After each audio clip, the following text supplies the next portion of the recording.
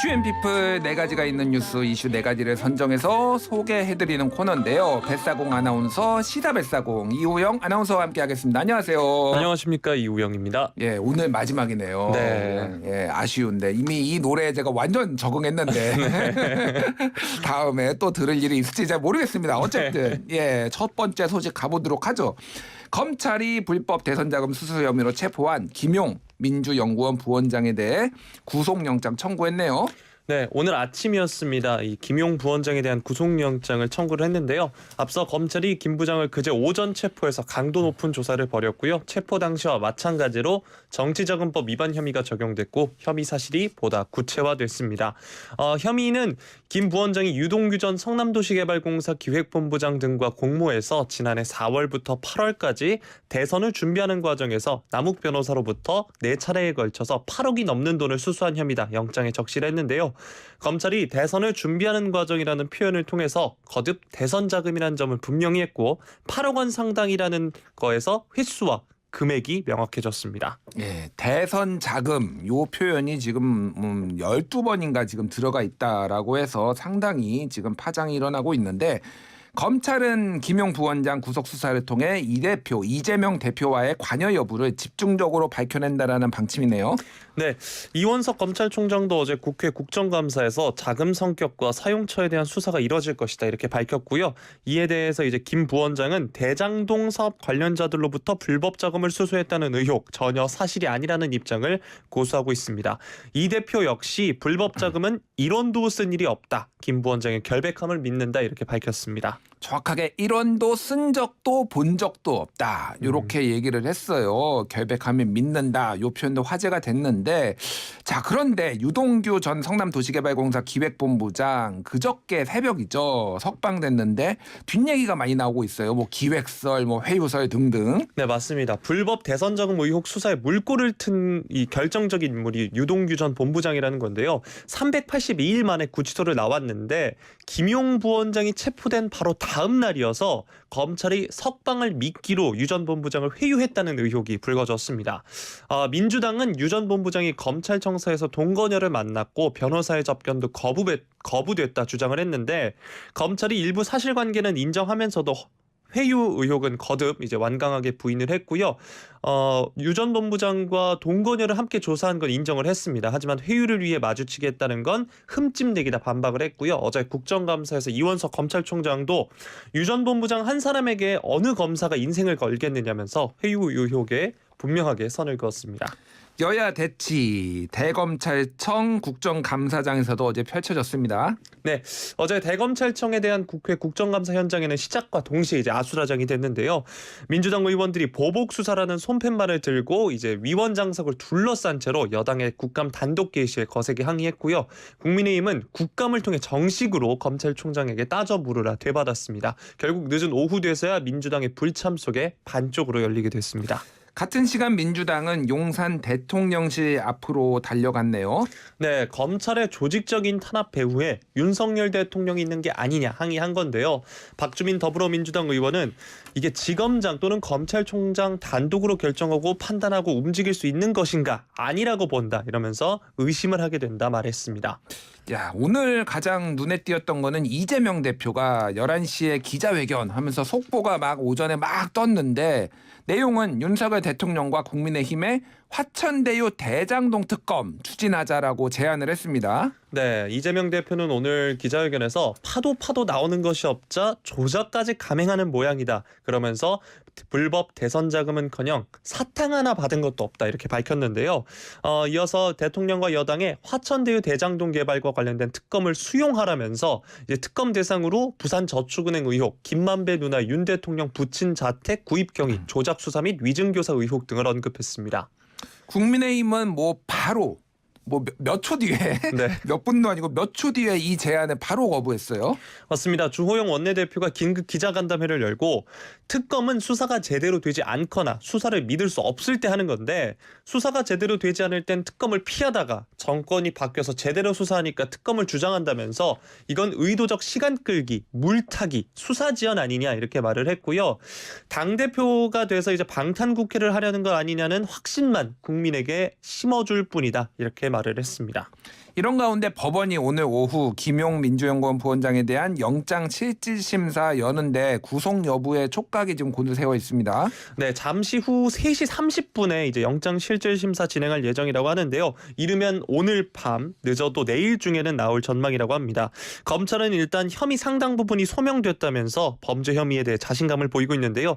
만약 구속될 경우 이 대표와 관련된 대선 자금 의혹 수사는 속도를 낼 것으로 보입니다. 두 번째 소식으로 넘어가겠습니다. 어떤 건가요? 네, 두 번째 소식은 며칠 전 공무직 도로보수원이 작업 중에 교통사고로 숨진 일이 있었는데요.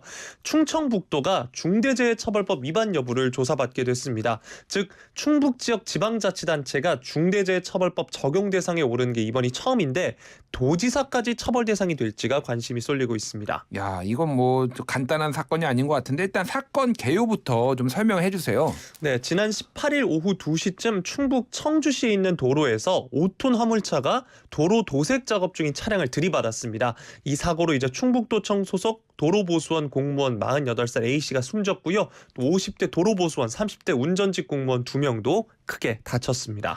그냥 단순 교통사고 아닌가 이렇게 보이기도 하는데 충북도청 공무직 노동조합은 이게 단순한 교통사고 아니다. 그동안 증차 요구가 무산됐기 때문에 사고가 난 것이다. 이렇게 얘기를 하고 있네요. 맞습니다. 그동안 도로보수원의 안전을 위해서 작업 보호 차량 증차 또 올 연말까지 매뉴얼을 작성해서 빨리 진행해서 테스크포스 팀 꾸려서 진행하자 이런 걸 요구했는데 무산됐다고 반발한 겁니다. 결국 충청북도 이 사고로 중대재해처벌법 위반 여부를 조사받게 됐습니다. 네, 중대재해법에 따르면 상시 근로자 수 50인 이상 기업의 사업장에서 사망사고 등 중대 안전사고가 발생했을 때 이제 경영 책임자가 안전 보건 확보 의무를 위반한 것으로 확인이 되면 1년 이상 징역이나 10억 원 이하 벌금형 처벌을 받게 되는데요.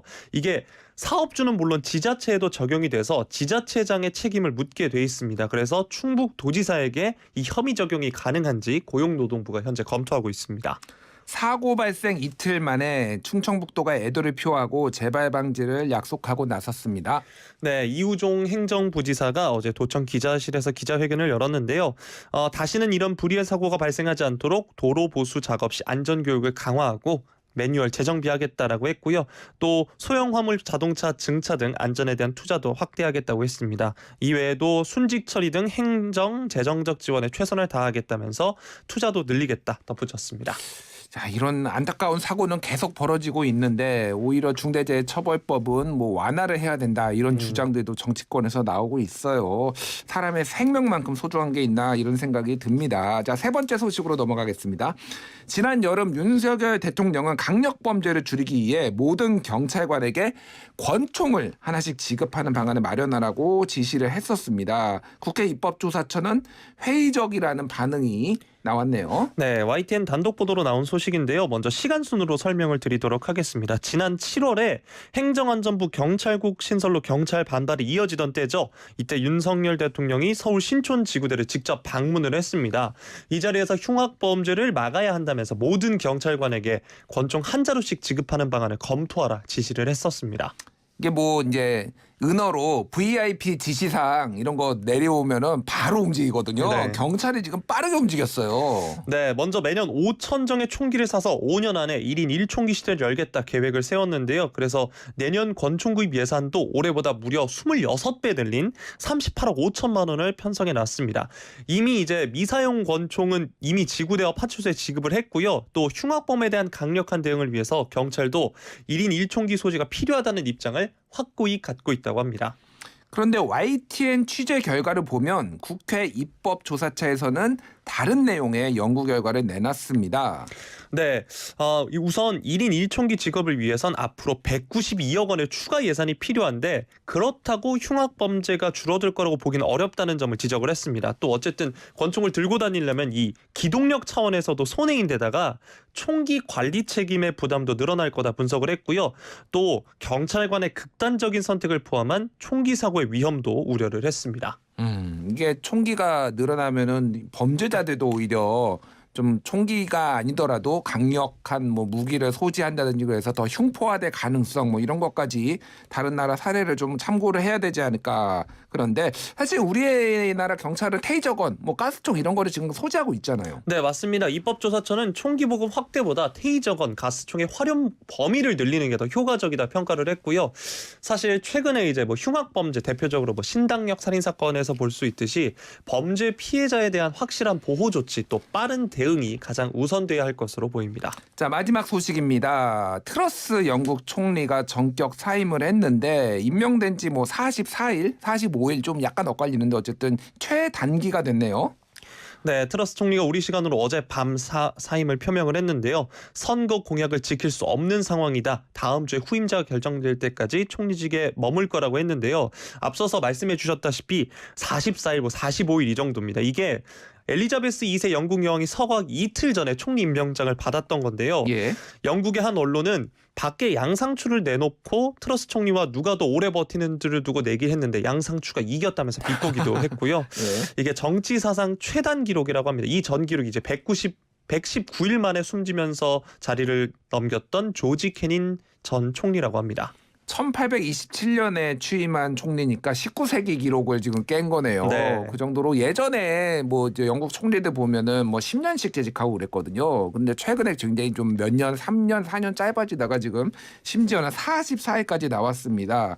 자, 이렇게 트러스 총리가 조기 사임하게 된 이유 아무래도 대대적인 감세안 때문이죠. 네, 맞습니다. 지난달 23일에 트러스 총리가 사전 교감 또 어떻게 돈을 만들어낼지에 대한 구체적인 계획 없이 우리 돈으로 72조 원 규모의 감세안을 포함한 예산 정책을 내놨는데요. 이게 고소득자 소득세율 인하를 중심으로 한 감세안입니다. 그래서 재정 건전성에 대한 우려로 이어졌고요. 결국 영국 국채금리 급등, 파운드화 급락을 불러서 세계 금융시장의 대혼란을 초래를 했는데요. 영국의 중앙은행이 긴급 개입을 해야 할 정도로 상황이 심각했었습니다. 감세를 하게 되면 세수가 부족해지게 되고 그러면은 정부가 국채를 발행해야 되고 그러면 재정 건전성이 안 좋아지고 그래서 파운드화 가치가 떨어지고 이런 연쇄적인 작용이 지금 발생을 한 건데 감세가 이렇게 무섭습니다. 네. 예. 근데 트러스 총리는 내 철학이라며 감세를 통한 성장을 해야 된다. 낙수 효과를 일명 얘기를 하면서 녹소리를 높였네요. 네, 그런데 결국 여당인 보수당 의원마저 등을 돌리기 시작했고요. 여기에 미국과 IMF도 비난하기에 이르렀습니다. 결국 의지를 꺾으면서 감세하지 않겠다 발표를 하고요. 최측근인 재무장관까지 내치면서 돌파군을 마련하려고 했지만 결국 국민의 마음을 되돌리지는 못했습니다. 이제 곧 후임자를 위한 절차가 진행이 되는데 차기 총리 어떻게 되는 건가요? 일단 총리 선거를 주관하는 곳이 여당인 보수당의 의원 모임인 1922 위원회라고 합니다. 이 위원회가 마련한 경선 규정을 보면 후보 등록은 오는 24일에 마감한다고 하는데요. 요건이 100명이 넘는 동료 의원의 추천이라고 합니다. 만약 한 명의 후보가 추천을 받으면 오는 24일에 그 후보가 바로 당대표 겸 차기 총리가 되는데요. 지금 가장 유력한 후보로 꼽히는 사람이 리시 수넥 전 재무장관이라고 합니다. 그런데 원내 경선에서 1위를 하고도 정작 전체 보수당원 투표에서는 져서 말이 많았던 인물이라고 하는데요. 그러다 보니까 파티게이트로 쫓겨났던 보리스 존슨 전 총리의 이름도 지금 나오고 있습니다. 야당인 노동당은 아예 총선을 치러서 조기 총선을 치러서 한번 신임을 물어보자 뭐 이런 주장까지 하고 있는데 어떻게 될지 한번 지켜봐야 되겠습니다. 지금까지 이우영 아나운서였습니다. 감사합니다. 고맙습니다.